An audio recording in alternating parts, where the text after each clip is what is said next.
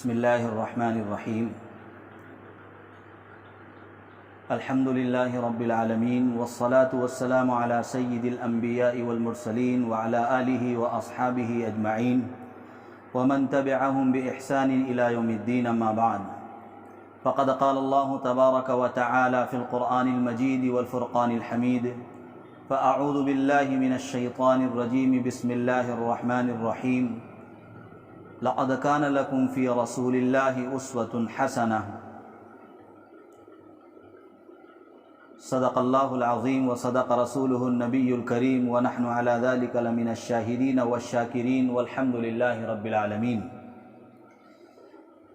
ناظرین گرامی، آج ہم ایک ایسے موضوع پر گفتگو کرنا جا رہے ہیں جو بہت حساس بھی ہے اور ہر دور میں وقت کا ایک اہم تقاضا بھی رہا ہے۔ دین اسلام ایک فطری دین ہے۔ انبیاء علیہم الصلاۃ کی بعثت میں ایمان، عقیدہ، مذہب، بندگی، اطاعت، ان تمام چیزوں کے اندر انبیاء علیہم الصلاۃ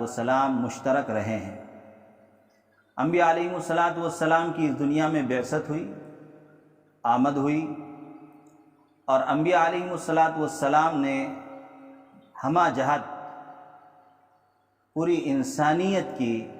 رہنمائی اور رہبری فرمائی ہے۔ حضرات انبیاء علیہم الصلاۃ نے بندگی کے اعتبار سے، عقیدے کے اعتبار سے، ایمان کے اعتبار سے، معاشرہ معاملات کے اعتبار سے، ہر طرف سے اپنے قوم کی، اپنی ملت کی رہنمائی فرمائی ہے۔ اسی طرح سیاسی اعتبار سے بھی انبیاء علیہم الصلاۃ نے اپنے قوم کی اور اپنے ملت کی رہنمائی فرمائی ہے۔ قرآن کریم کئی انبیاء علیہم الصلاۃ کے واقعات سے بھرا پڑا ہے کہ اللہ رب العزت نے ان کو بادشاہت عطا فرمائی تھی، ان کو حکومت عطا فرمائی تھی، اور وہی الہی کے مطابق وہ لوگوں پر حکمرانی کرتے تھے، عدل و انصاف کو قائم کرتے تھے، عدل و قسط کو لوگوں کے سامنے پیش کرتے تھے، ظلم کا خاتمہ کرتے تھے، ظلم کے خلاف کھڑے ہوتے تھے اور مظلوم کا ساتھ دیتے تھے، ظالم کا گریبان پکڑتے تھے۔ یہ ساری کوششیں انبیاء علیہم الصلاۃ نے کی۔ کئی انبیاء علیہم الصلاۃ ایسے ہیں جن کو اللہ رب العزت نے حکمرانی عطا فرمائی۔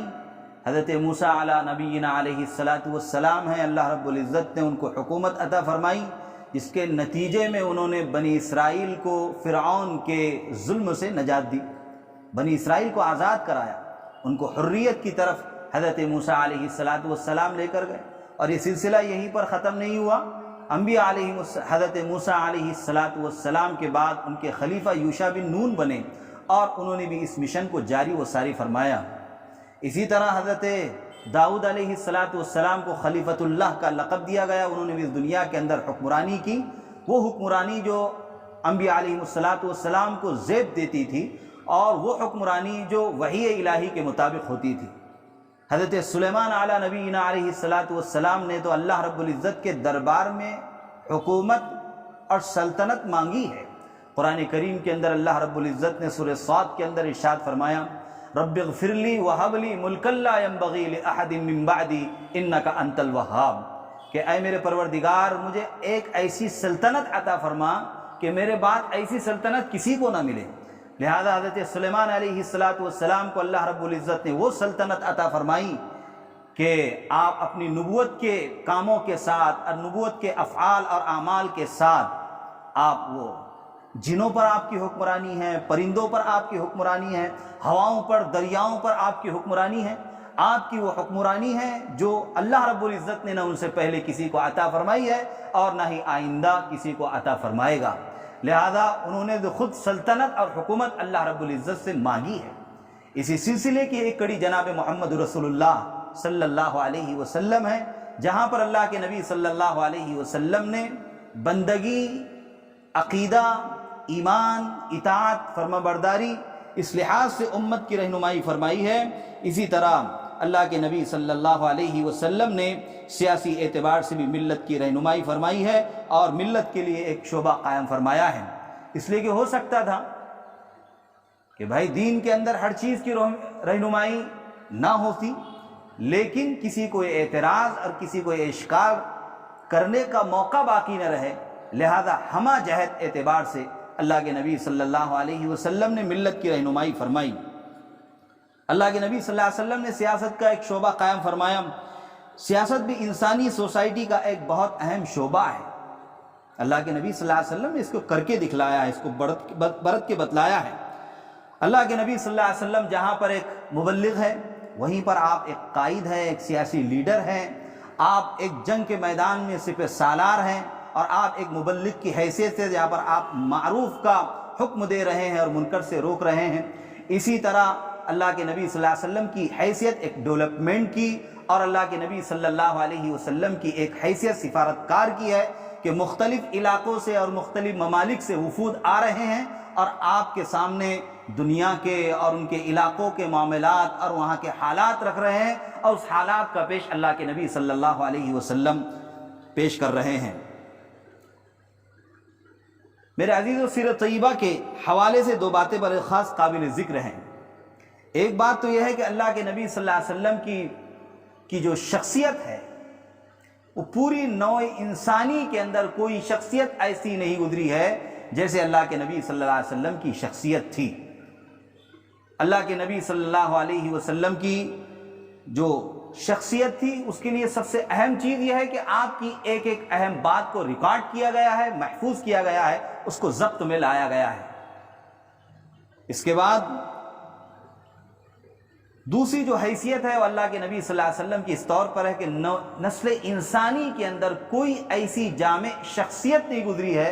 جس نے بیک وقت بے شمار شعبہ جات کو قائم فرمایا ہے اور شعبہ جات کو عملی طور پر کر کے دکھلایا ہے، اور کہیں پر بھی ایسا نہیں ہوا ہے کہ اللہ کے نبی صلی اللہ علیہ وسلم ایک شعبے کے اندر کمزور ہو اور ایک شعبے کے اندر طاقتور ہو۔ ایسا کبھی نہیں ہوا ہے، بلکہ اللہ کے نبی صلی اللہ علیہ وسلم ہر شعبے کے اندر طاقتور ہے، ہر شعبے کے اندر آپ جامع شخصیت کی حامل رہیں۔ میرے عزیزو، سیاست زندگی کا ایک اہم ترین حصہ ہے، لیکن انسان کو سیاست کرنے کے لیے کس چیز کی ضرورت سب سے پہلے پڑتی ہے، یہ انبیاء علیہ السلام نے کر کے بتلایا ہے۔ خاص طور سے اللہ کے نبی صلی اللہ علیہ وسلم نے کر کے بتلایا ہے کہ ایک سیاسی قائد کو اور ایک سیاسی رہنما کو ملت کے لیے اور عوام کے لیے اور پوری انسانیت کے لیے اس کو کیسے ہونا چاہیے۔ تو اللہ کے نبی صلی اللہ علیہ وسلم کی زندگی سے پتہ چلتا ہے کہ اللہ رب العزت نے جب ان کو سیاسی ذمہ داری بھی عطا فرمائی، نبوت کی ذمہ داری کے ساتھ ساتھ، تو آپ کو عوام کے زمرے میں رکھا، آپ کی زندگی کو ان مراحل سے اور ان حالات سے گزارا جو حالات میں عام آدمی گزرتا ہے، اس لیے کہ عام آدمی کے حالات سے انبیاء علیہ السلام کو اور خاص طور سے اللہ کے نبی صلی اللہ علیہ وسلم کو اس لیے گزارا گیا ہے تاکہ عوام الناس کی بے قراریوں کا اور عوام الناس کی تکالیف کا، ان کی مصیبتوں کا، ان کے حالات کا، ان کے احوال کا پتہ چلے۔ کبھی ایسا ہوتا ہے کہ انسان آسائش کے اندر اور انسان رعنائیوں کے اندر اور بڑے بڑے مکانات اور محلوں کے اندر رہے، ممکن ہے کہ کھڑکی کے اندر رہ کر وہ دھوپ اور گرمی کی شدت کو، اور محلوں کے اندر رہ کر اور اسی کے جگہوں پر رہ کر وہ باہر کی گرمی اور شدت کو محسوس نہیں کر سکتا ہے۔ لہذا اللہ کے نبی صلی اللہ علیہ وسلم کو یہ احساس کرایا گیا اور پوری دنیا کو، پوری انسانوں کو یہ بتلایا گیا ہے کہ ملت کا اور پوری انسانیت کا قائد اور رہنما کیسے ہونا چاہیے۔ وہ اسی نقطے پر رہنا چاہیے جس نقطے پر ایک عام آدمی رہتا ہے اور ایک عام انسان زندگی گزارتا ہے۔ لہذا اللہ کے نبی صلی اللہ علیہ وسلم کو ان مراحل سے گزارا گیا۔ اللہ کے نبی صلی اللہ علیہ وسلم کی سیرت طیبہ کے اندر بے شمار واقعات ایسے ملتے ہیں جس میں سے ایک شمار بطور تمثیل کے پیش کیا جاتا ہے کہ اللہ کے نبی صلی اللہ علیہ وسلم کا تذکرہ اس سورۃ الاحزاب کے اندر بھی کیا ہے، کہ جب غزوہ خیبر کے اندر بہت سارا مال غنیمت آیا تو مال غنیمت آنے کے بعد ازواج مطہرات کے اندر یہ جذبہ پیدا ہوا اور یہ چیز پیدا ہوئی، یہ خواہش پیدا ہوئی کہ مدینے کے لوگ اس سے بہت زیادہ خوشحال ہوئے، مدینے کا ہر ایک گھر بہت خوشحال ہوا ہے، مال غنیمت میں اس کو حصہ ملا ہے، لہذا کیوں نہ ہم اللہ کے نبی صلی اللہ علیہ وسلم سے درخواست کریں اس بات کی کہ ہمیں بھی کچھ اس میں سے دیا جائے، اور ہم تاکہ ہم اپنی زندگی کو سنوار سکیں، تاکہ ہم یہ کپڑے سینے کے اور پھٹے ہوئے کپڑوں کے سینے کے کام کب تک اس میں انجام دیتے رہیں، تب تک کا مطلب ہم یہ ہے کہ اس کو اچھی طریقے سے انجام دے سکیں۔ اللہ کے نبی صلی اللہ علیہ وسلم کے تعلق سے انہوں نے یہ مشورہ کیا اور اس کا ترجمان حضرت عائشہ صدیقہ رضی اللہ تعالی عنہا کو بنایا، لہذا اللہ کے نبی صلی اللہ علیہ وسلم آئے، اللہ کے نبی صلی اللہ علیہ وسلم کے سامنے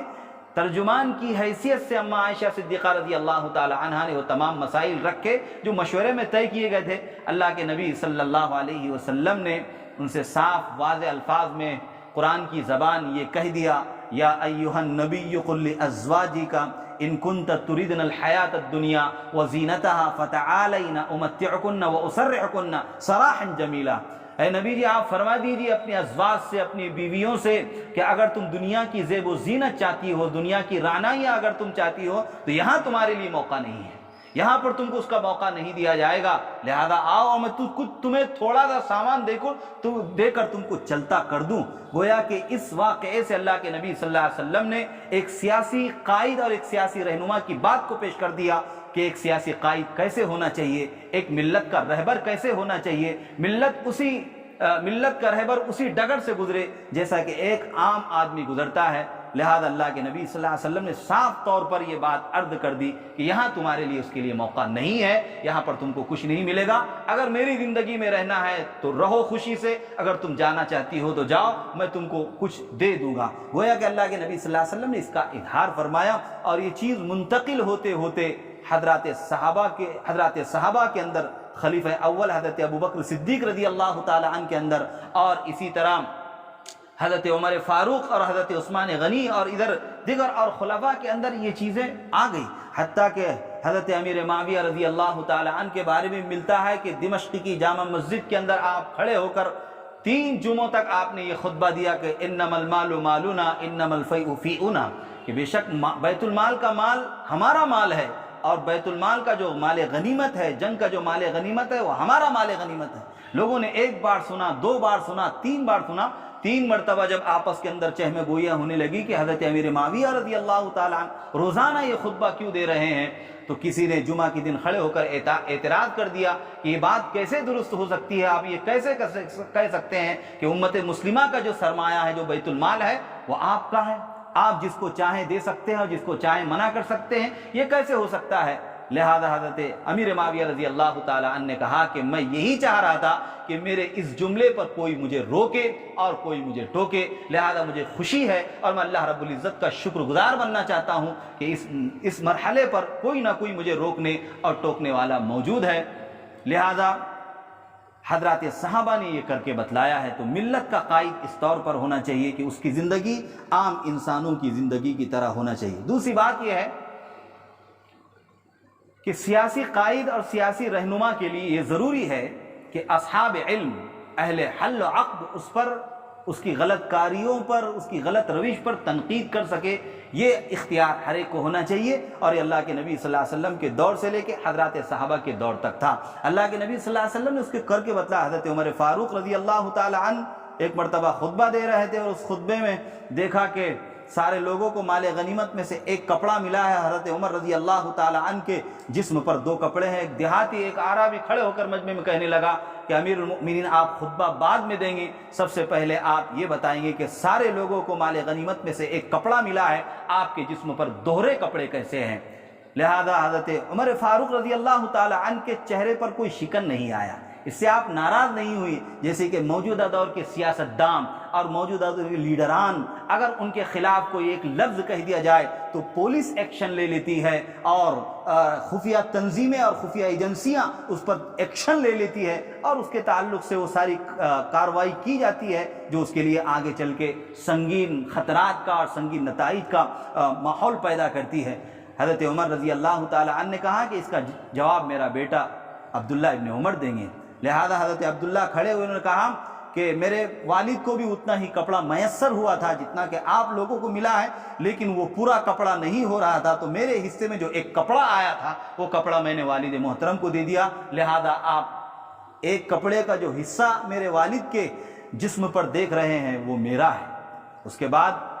اس دیہاتی نے کہا کہ اب آپ خطبہ پڑھا سکتے ہیں۔ تو یہ اصحاب اہل حق کو اور دانشوروں کو اس بات کا حق ہونا چاہیے کہ کوئی سیاسی رہنما اور کوئی سیاسی قائد اگر کسی طرح کی لغزش کرتا ہے اور کسی طرح کی کوتاہی کرتا ہے تو اس پر تنقید کا اور اس پر تبصرہ کرنے کا پورا موقع اس کو فراہم ہونا چاہیے۔ اللہ کے نبی صلی اللہ علیہ وسلم نے سیاست اس انداز سے فرمائی ہے، یہاں تک کہ اللہ کے نبی صلی اللہ علیہ وسلم نے سیاست اس طور پر بھی فرمائی ہے کہ ملک کے اندر عدل و انصاف کو قائم فرمایا ہے، عدل و قسط کو قائم فرمایا ہے، ظالموں کا خاتمہ فرمایا ہے۔ ایک موقع پر مدینہ کے بازار کے اندر کھلے عام ایک بنو قریظہ کے کچھ لوگوں نے ایک عورت کی بے عزتی کی، اس کی عزت لوٹی۔ کسی کے اندر یہ جرأت نہیں تھی کہ وہ ان کے خلاف اٹھ سکے اور ان کے خلاف بول سکے، لیکن حضرت حضور صلی اللہ علیہ وسلم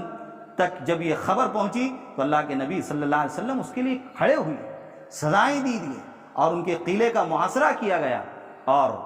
اس کے عزت کی حفاظت کی گئی اور ان کو سزائیں دی گئی۔ اللہ کے نبی صلی اللہ علیہ وسلم نے یہ کیا، لیکن ہم دیکھتے ہیں کہ سیاسی قائدین ہر آئے دن ان عصمت دری کرنے والوں کو اور ریپسٹ لوگوں کو اور جو لوگوں کی عزتیں لوٹتے ہیں اور آئے دن داغدار کرتے رہتے ہیں ان کو امان دیتی ہے، ان کو پورا موقع فراہم کرتی ہے، اور اگر کوئی آواز اٹھاتا ہے اس آواز کو دبانے کی پوری کوشش کرتی ہے۔ اللہ کے نبی صلی اللہ علیہ وسلم نے بغیر کسی اس کے کس مذہب سے وہ تعلق رکھتا ہے، کس مکتب فکر سے وہ تعلق رکھتا ہے اور اس کا طریقہ کار کیا ہے، ان تمام چیزوں کو پرے رکھتے ہوئے ظالم کی آپ نے حمایت کی،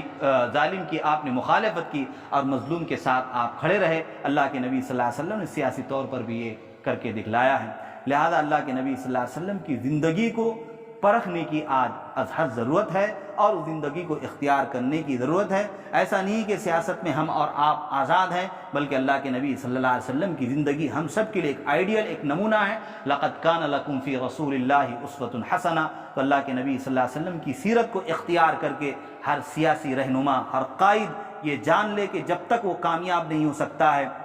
تب تک اللہ کے نبی صلی اللہ علیہ وسلم کی سیرت کو اور اللہ کے نبی صلی اللہ علیہ وسلم نے اپنے اسٹیٹ میں اور اپنی مملکت میں مدینہ المنورہ کی سرحدوں میں اور مدینہ المنورہ کی سرحدوں سے باہر نکل کر جہاں جہاں پر آپ کے علم گڑے ہیں اور جہاں جہاں پر آپ کے جھنڈے لہرائے ہیں اور جہاں جہاں پر فتوحات کے دروازے کھلے ہیں وہاں پر اللہ کے نبی صلی اللہ علیہ وسلم نے عدل کو قائم کیا اور عادلہ نظام قائم کیا، اور آپ بحیثیت جج بھی رہیں، آپ کے پاس مقدمات آتے تھے، آپ اس کے صحیح فیصلے فرمایا کرتے تھے۔ لیکن آج پوری انسانیت سیرت سے کوسوں دور ہو چکی ہے، جس کی وجہ سے پوری دنیا ایک قید خانہ اور ایک جیل خانہ بن چکی ہے۔ پوری انسانیت آج سسک رہی ہے اور پوری انسانیت ایک ایسی آگ کے اندر جھلس رہی ہے جس آگ سے نجات صرف اللہ کے نبی صلی اللہ علیہ وسلم کی ذات اور اللہ کے نبی صلی اللہ علیہ وسلم کی سیرت اور اسلام اس کو نجات دے سکتا ہے، اور اسلام ہی واحد وہ مذہب ہے جو انسان کے لیے نجات دہندے کا سبب بن سکتا ہے۔ لہذا اللہ کے نبی صلی اللہ علیہ وسلم کی سیرت کو سیاسی اعتبار سے بھی اختیار کرنے کی آج ضرورت ہے۔